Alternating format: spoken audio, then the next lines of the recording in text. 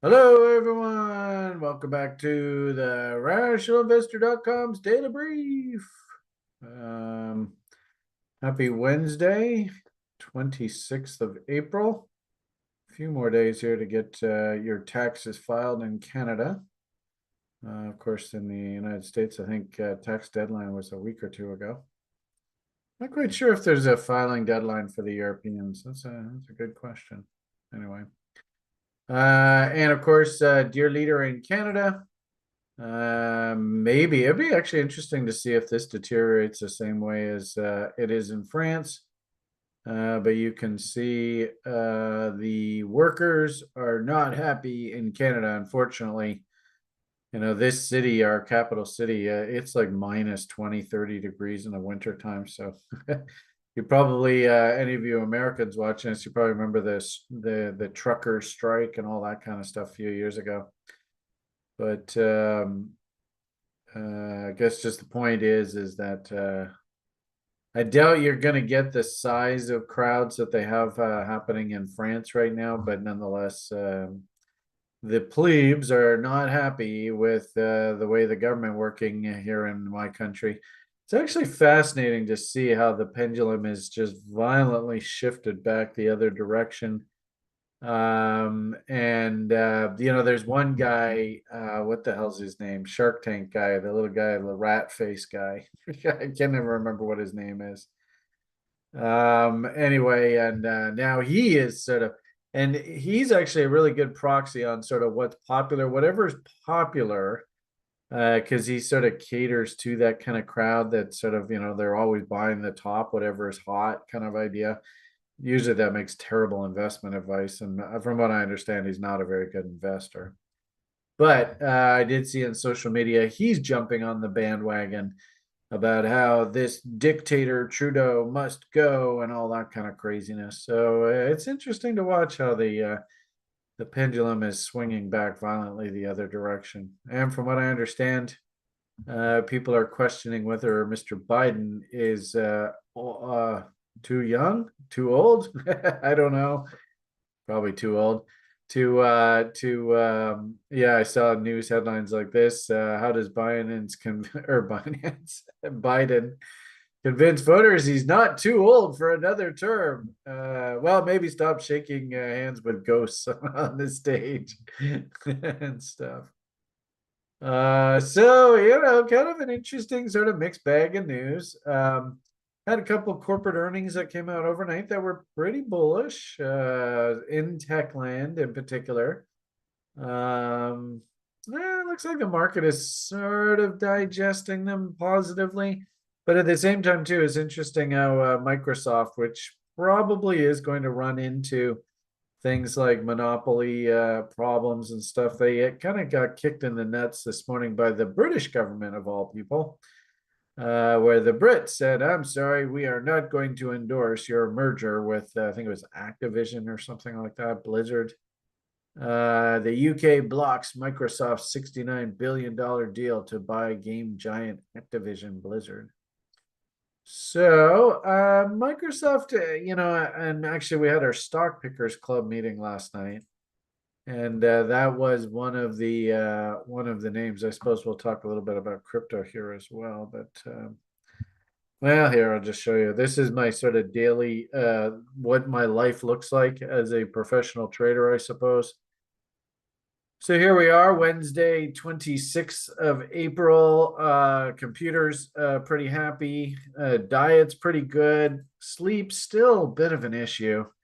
This damn shoulder, and of course we basically have no healthcare system in this country now, unless you're like bleeding out your eyes. So really, if I want to go and spend a whole bunch of money on physiotherapists, I suppose I can get somebody to help me sort of get over this problem with my shoulder. Other than that, you're on your own. Good luck. So this is a really good lesson to all of you. Remember this for the rest of your lives when people say things like socialism is a good thing. Socialism only works when the banksters have reset the money supply and they're in a controlling power position, and they don't mind diluting the shit out of the society by just continuing to issue more and more debt to keep the socialists happy. Then we go through one of these great resets, and everybody that's sort of dependent on the socialist system and the safety network gets completely fucked. And ironically enough, actually, I even had a meeting with the government people yesterday over Liam, and you could even see it in the sort of the government representatives' eyes, talking to him about how much frustration he's living. You can imagine all the baby boomers that worked their whole lives, and they were expecting government pensions. So in Canada, we have the Canada Pension Plan, which technically is bankrupt. So on this part of the cycle, it's showing you how absolutely bankrupt socialism is. And of course, the banksters, they're making out like bandits right now. Anyway, so personal health issues aside, I'm going to give myself an okay rating for sleeps. Was up bright and early this morning with Chris. Super proud of Chris. I think Chris is going to do very well going forward. Very earnest, very on the ball. And he and another gentleman on the site, Sharktoshi, and I were in there laser beam focused for the crude oil opening range trade this morning. It's a pretty good trade, I will say. Basically, smooth price action. We actually came down into a very specific level. Here was the actual opening range trade. Fairly straightforward, nice simple short. At one point we're like, oh boy, we're gonna get stopped out, lower highs and lower lows defines a bear market. It was interesting how we came down into this 2.618 level, and this also was the gap level of you remember, I don't know, about a month or two ago. I can't remember exactly what day that was, but all the Arabs got together and said, you know what, we're going to try and be a cartel again, and we're going to force prices to move in our desired direction. That didn't really go very well for them. In fact, that was the event there. They left a massive price gap, and you can see that all we've done is just rolled over. And at that gap level, you also notice it was also 200 SMA on the 4-hour chart. Wow, what a level. Holy crap. So the opening range trade, it basically ran into profit objectives like I just showed you there a second ago. What screen that was. Where were we? Guess we were over here. Yeah. So we have a general rule: take profits on one contract at 2 to 1. And then I used the 3 high-low method to trail stops, and I got stopped out on this counter trend rally. If anything, though, it's not a bad idea because, crude oil every Wednesday has their big fundamental news event, the EIA. And, on balance, you don't really want to be in a position when that happens. And if I understand correctly, the market actually jumped up even further following that. So I was very proud of the group, basically demonstrators of best practices. Chris, I think, is a fantastic role model for this opening range trade. He's really embraced it. Yeah, you can see. So probably not a bad idea we got out of those shorts, eh? Boom. And then also too, this is a very good lesson about how, you might have opening range setups, setups happening at a given point in time. And you get a big fundamental event hits the market and everything changes. So in hindsight, of course, you can see how incredibly significant that 2.618 and that gap level was. And, as a trader, I'm constantly, hunting different setups. On the 3-minute, which is what I would sort of hunt, like my bread and butter L Tangonator bot setups. We actually traded to a new low here. So as a result, I was actually thinking, all right, we're going to just keep working our way lower. So I didn't really have a W. I was waiting for the market to come back down into reload zones, and it just tagged that level and said, nope, I'm out of here. And if anything, looking at this now, we just created a bear div on the 3-minute. Willie is officially stupid. We've got bear divs working on RSI, and oh boy, there's a big M top. So in a weird sort of way, I actually don't have a problem.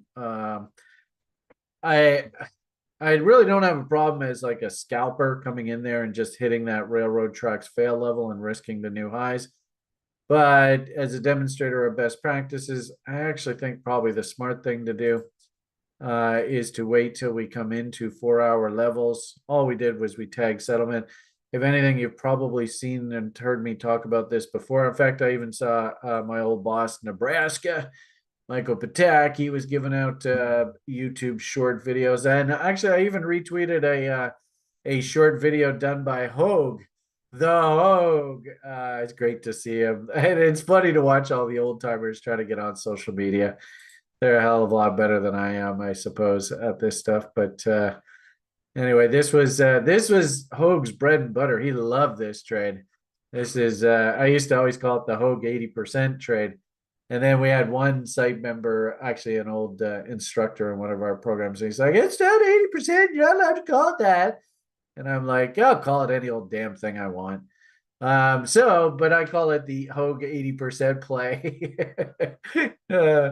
Yeah, maybe it doesn't happen 80%. When you listen to John, and actually you can even, this is, and I don't know, we'll probably get into trouble doing the copyright stuff, but this is my old boss at Top Step, Johnny Hoagland, and he's one of the nicest guys you will ever run into in the futures trading industry. Anyway, so point is, what was the point? I don't know. Number of different setups. I think what this particular short setup that you're seeing happening here is just nothing more than a play on settlement. We have an old rule, maybe write this down if you're here to learn how to become a better trader and stuff that you can use as tidbits to help you make better trade decisions. Settlement itself is often a fantastic level, especially if you have the market dump really hard. And just all this is like, just guys will just blindly hit settlement right here. And this is easy money. Boom. We came up against it. Now, of course, we put in that bear div on momentum, right? You can see the huge bear divs here, but it's a settlement trade. I think I've even told people recently, I'm more of like an extreme range trade. I like the idea of 2.618 at this higher time frame gap level to hunt along. I just didn't have a W. If this thing had come along, put in a nice little W like that, then I probably would be long and still long, but it just didn't W, so I didn't have a trade. Yeah, no big deal.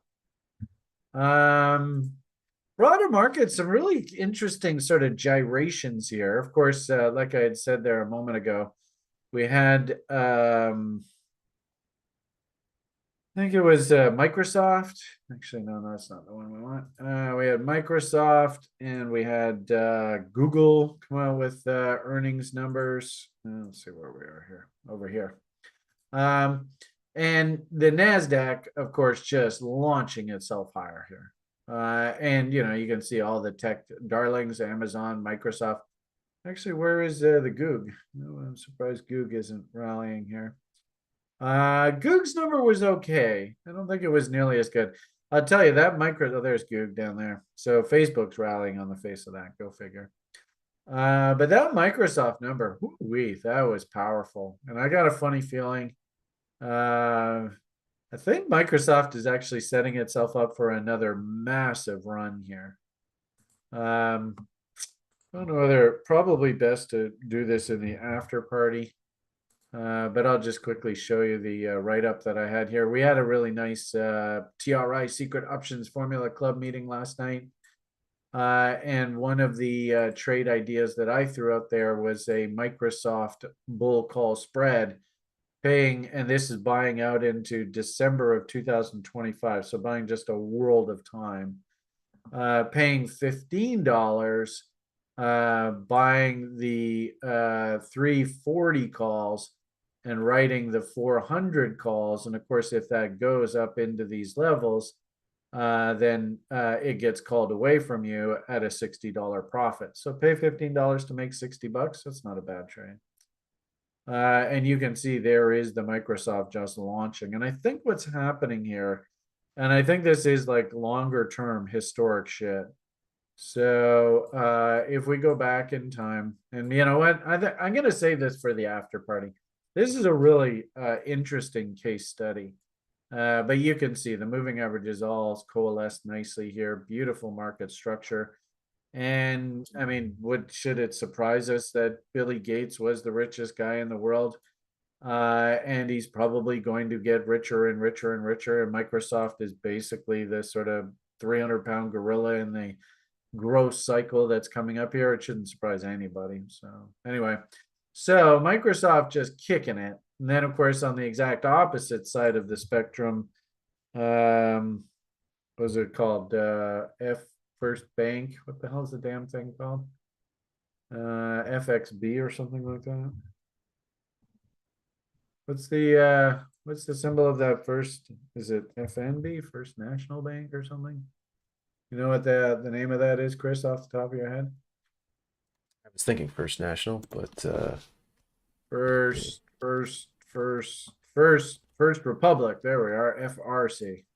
So there's the other side of the equation. Of course, we've talked lots about this. I actually think that the big national banks in the United States, they call them the money center banks. They're the people that basically control the U.S. Federal Reserve Board. And they have publicly said that they want to put all sort of non-national bank, big oligarch, institutional players. They want to put them all out of business. And I get the feeling that, to be perfectly honest with you, I think that this whole thing was orchestrated from the get-go. Very, very irresponsible behavior.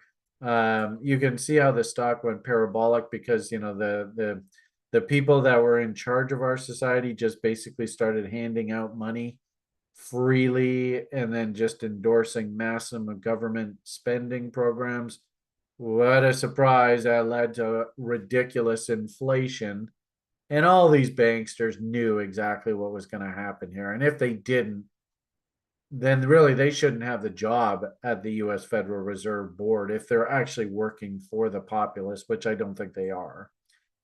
And they specifically have said that they wanted to basically put the regional banking system out of business because it's bad for the oligarchs. It's bad for their monopoly, or I guess oligopoly now. But they would like it probably to just keep coalescing into more and more and more of a monopoly. Anyway, that's rhetoric. Point here is these banks. This problem hasn't gone away. I did see on the site some people were like, well, maybe we should think about bottom fishing in here. And frankly speaking, I think you should just leave this stuff alone. Don't touch it. Don't get involved with it. It will, you know, if you have your money at these institutions, maybe consider moving it. But try not to get sucked into, hey, I'm gonna grab the bottom down here, and then you get handed this kind of thing. And you never know. This company might go out of business. It might just, you know, go off the board like we saw with Silvergate and Silicon Valley Bank. So just my advice to all of you, 30-year market veteran, probably best just to leave this stuff alone. Don't get involved. It's the odds are stacked against you.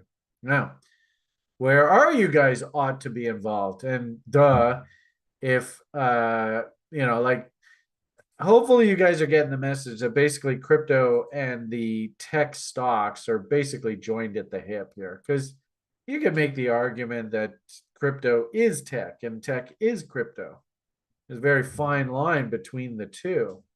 So tech itself enjoying a very uppy market, strong earnings numbers. Like I said, I really like the idea of buying Microsoft. I don't know whether I want to buy it today, but you know, tech itself, and you could make the argument, you know, Nvidia, semiconductors. We had a great conversation with Stuart yesterday about ASML, semiconductor industry, but more importantly, what does Stuart like in this world? And frankly speaking, I can't think of a better person who knows fundamentals in crypto better than good old Stuart. Very, very smart individual. And one of his favorite names right now just so happens to be a name that's going apeshit. And I'm not allowed to chase, so there's no way I can buy this up here. I think CR does have a bunch of it on the books as it is for TRI. Probably would like more, but look at this damn thing go up another 17% today. So could you play the stock market bull in tech and do well? I think so. Could you play the cryptocurrency market as tech proxy? I think so. And actually, I was pretty impressed. You can see there is a ton of green on the screen here. For the record, whatever it's worth, we built an algo at TRI that's it's based on the premise of if all of these things are green, then that's probably a good idea to be long. If they're all red, then it's probably a good idea to be not long. Whether you be short, that's up to you. I mean, the algo that I'm running right now for TRI, I suppose you could be short on short signals, but it actually spat up a buy signal yesterday from actually an oversold condition, which is a little bit curious. And what I thought was even more interesting about this, because I really like this approach, is I've told you guys, and Chris, if you want to make a short out of this, I think it would be very, very valuable. The way that we've built this algorithm here, and what's cool is you just mouse along here.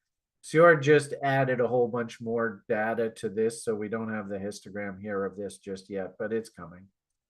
But the point here is, as you mouse over here, you get closer to today. We scroll down here to the histogram, and you can set your watch to this. It works really, really well.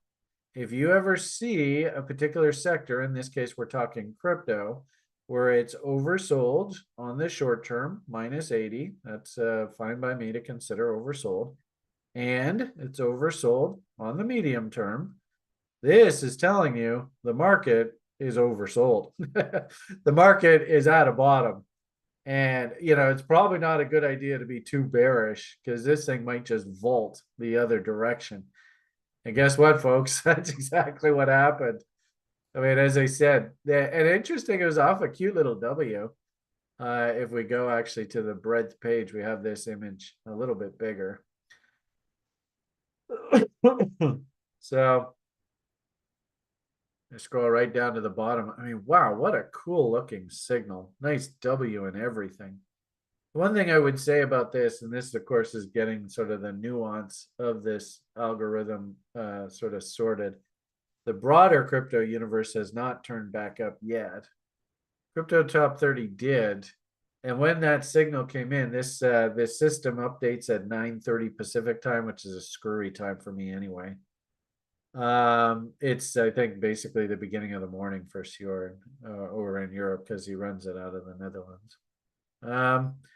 So I had to last night, at 9:30, had to have my crap together and the signal comes in here.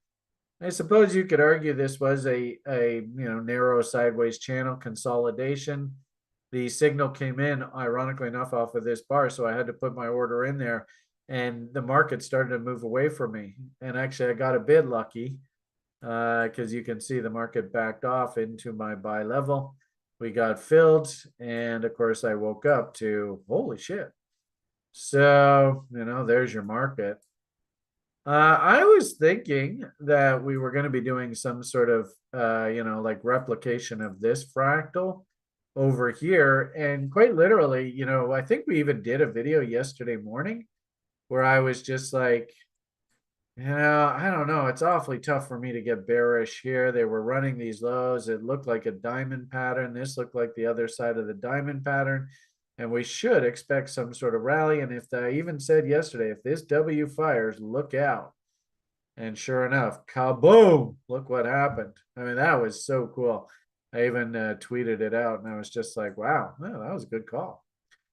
I mean, this is totally Brian bread and butter W's, buy your W's, bottom ends or ranges.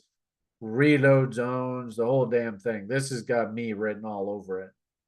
Coming in and buying here, that's a bit tough for an old timer like me. So I'll tell you, when I saw the signal last night on the algo, I was like, "Ah, you goddamn algo! Why you gonna have me go long here? Oh, Jesus Christ!" But hey, if anything, this is the reason why you really don't want to get into the business of predicting, and you just want to trade. If I was long off of this W here, I'd want to sell half at like 2-1, something like that would even just be like right there, put my stop at scratch and just ride the remaining and see where the hell it takes me. And who knows, this damn thing might go to 100 G's here right now. This might be the bull run. I don't know. I'm not going to get into the business of predicting the future. All I'm going to just say is follow the chalk marks. Looking at this, if I was trading this market manually, you can see, and I've even said repeatedly in like, these broiler chicken shows and stuff, if I did want to short the corn, especially since we're heading into FOMC, the economic data is very strong. There's no way in hell I can see the Fed is ever going to lower interest rates. With the NASDAQ booming like this, and even with the bank stocks, remember the Fed said that they thought that the bank stock issue was going to act as sort of like a full percentage increase in interest rates. Well, it doesn't look to me like this market's slowing down for anything here. And if anything, the bank stocks are all being sort of begrudgingly dragged higher here. But the fact that the NASDAQ is just going absolutely nuts. Remember, I've told you, 2% move in the market, that will catch people's attention. So I think we got up into that area and people are like, whoa, whoa, whoa, whoa, whoa. And then, like I said, to add insult to injury, if you actually looked at the econs that came out today, we had a big report here, 5:30 this morning, durable goods orders. And it just absolutely blew away expectations. The market was looking for 0.6%, and it came in at 3.2%. What is that? That's like over 5 times greater than what the market was expecting. 5 times. Come on.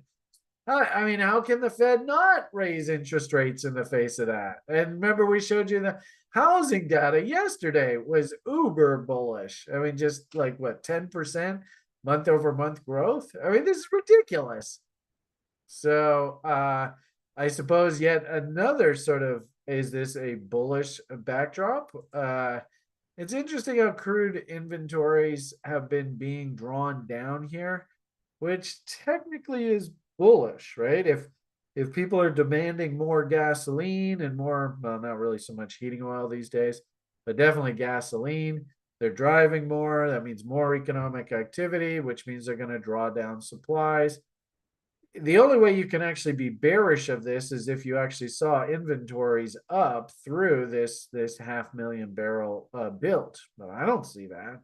And heaven forbid we actually get an inventory number that's below this minus 7.48. Oh my goodness, that's even more bullishness.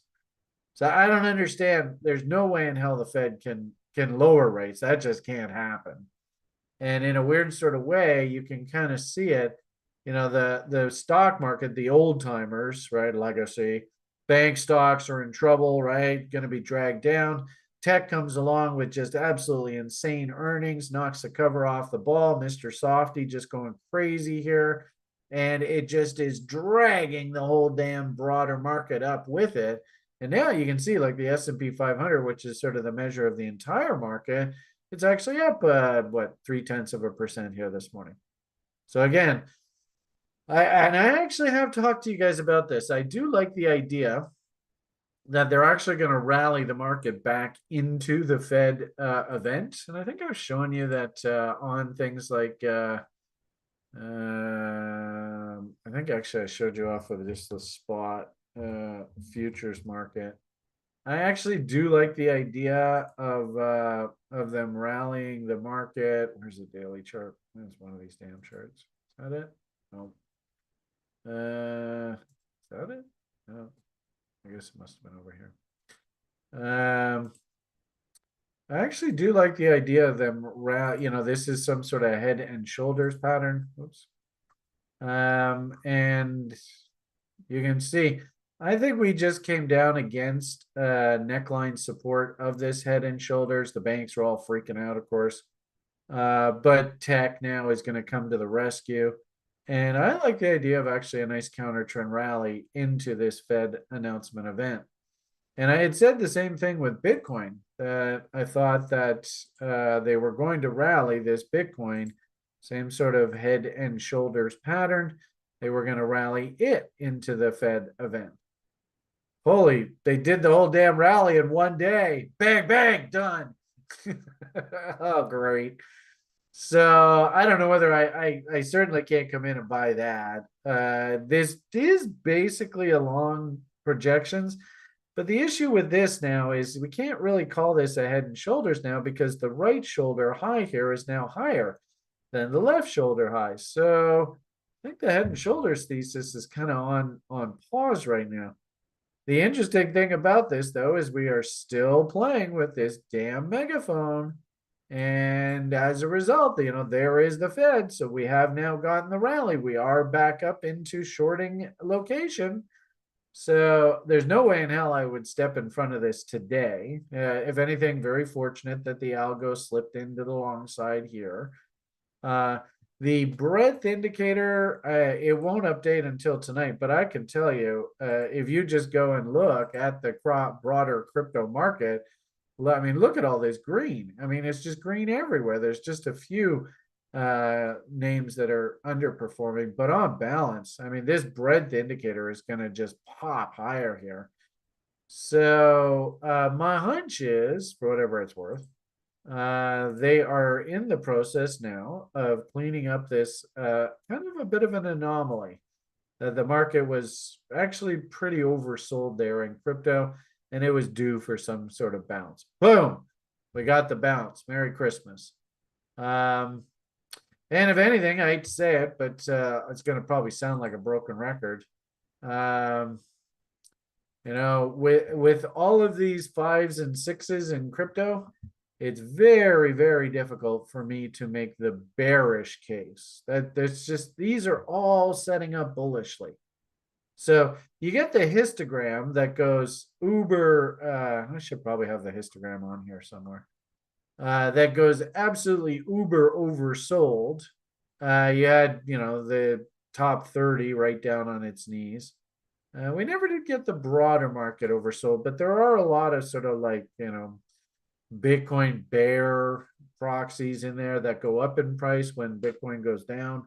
So this thing never really does get too overbought or oversold. And my hunch is with today's action, we're probably going to get a bullish cross there. The one sort of missing piece to this right now is, of course, the broader S&P 500 is still working a sell pattern here. So a little scratching my head about that. But nonetheless, if anything, this was a fantastic analogy that with all of these 6s, we could probably go through this whole list. In fact, we'll probably do that tonight. We'll try and do another Coinigy show. And oh, by the way, Chris is going to be driving the bus here tonight. Is that correct, Chris? You're going to be joining us for the Coinigy show? That is absolutely correct. Yep. Right on. So you see the quality of the video. Look how pretty I am on camera, the whole damn thing. That's all thanks to Chris. In fact, he comes over and he does my makeup before we do the show, right? Oh, you're not supposed to tell him that. Anyway, sure. Fine, Jeff and David. Show me your leadership capabilities. Yeah, what? Have you heard that line on social media lately? I have not. No, well, anyway. Say, post in the comments if you know who said that. Show me your leadership capabilities. And of course, I do a terrible impression. Anyway, yeah. So why don't we leave the public rant at that? If anything, Brian got to toot his horn about really nice day trading. This is a day trader's life. Really nice profits. So Chris and I are on a good tone there. Just trying to be the demonstrator of best practices. You can see how much work is involved in a trader's life. running all these various different trading plans. Of course, my swing lower time frame day trade, if you'll call it that, plan. As I said, I did have 4-hour levels, so I talked to you guys about that. We did have our opening range trade short, so we talked a little bit about that. We had some interesting economic activity. Econs coming out very bullish, so I don't see how the Fed can lower rates. So we talked about that. We talked about opening up long on the Bitcoin algo trading plan. We talked a little bit about Microsoft. We'll go into that a little bit more in detail in the after party show. And actually, there was a really cool stock. It was a Palladium name. I got to maybe in the after party, we'll take a look at that. There's a really, really nice Palladium stock that I'm very interested in as well. So anyway, hopefully you can see this is what a trader's life looks like. And by all means, if you are interested, we have a new school term starting in a week or two. We have a raffle. I don't know. I guess Chris didn't post that link. But we do have a raffle coming up. You can always join the raffle. Maybe you get a free seat in the school program. Basically, I'm going to be teaching you how to build this this kind of plan for yourself on a daily basis. And I think actually the fee that we charge to learn this program is very reasonable. I don't think it's outlandish. So maybe we can finish off the video. Chris, you got that link handy? I think it's let's see if maybe it'll just come up in the memory here. Join, there it is. I think that's it. So you can come in and just pop on this page and get a spot in the raffle. You can see it's about a week or two coming down the pike. And to just basically learn how to set yourself up, build a trading plan, build these kind of basic checklists and stuff, teach you a couple. In fact, in the level 1 program, I teach the L Tangonator and the bot setups. I mean, there's a million different setups that you can trade. And of course, everybody knows the little old lady. Little old lady's got about 20, 25 different names on the books now. So little old lady is doing exactly what I've told all of you 2023. You got to be loading up. And of course, we're running a whole bunch of other trading plans too that are, if you are interested in learning trading the stock market and futures trading and stuff like that, I think our program, nobody holds a candle to TRI. All right, I think I'm going to leave the rant at that. We'll pop on over to the after party. I hope you enjoyed that. I hope you got some value out of that. Talked a little bit about everything I'm supposed to talk about today. And we did it in about 30 to 40 minutes. So that wasn't so bad. All right, have yourselves a great day. Game man for the win. All the best. Bye for now.